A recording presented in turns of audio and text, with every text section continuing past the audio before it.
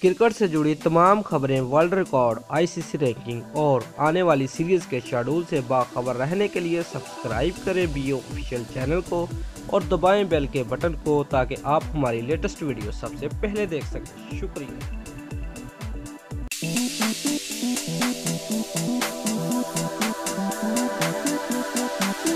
कौमी टीम के leg spinner Yasir Shah ने मुत्तहिदा अरब अमारात में इनिंग्स में बेहतरीन बॉलिंग का रिकॉर्ड अपने नाम कर लिया है।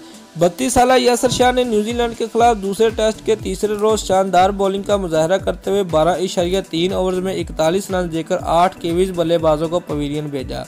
ये अमाराती मैदानों में किसी भी बॉलर की जानब से इनिंग में की गई बेहतरीन बॉलिंग रही है। इससे कबल West Indies leg spinner Davinda Bishu ने अक्टूबर 2016 में पाकिस्तान के खिलाफ दुबई में ही 49 रन देकर 8 खिलाड़ी आउट किए थे। पाकिस्तान की जानब से साबिक ऑफ स्पिनर सईद अजमल जनवरी 2012 में इंग्लैंड के खिलाफ 55 रन के और 7 विकेट लेकर तीसरे नंबर पर मौजूद है। व्यूअर्स, याद रहे कि दुबई टेस्ट के तीसरे रोज न्यूजीलैंड की पूरी टीम पाकिस्तान की पहली इनिंग के स्कोर 418 रन के जवाब में यासिर शाह की शानदार बॉलिंग की बदौलत महज 90 रन बनाकर पवेलियन लूट गई है।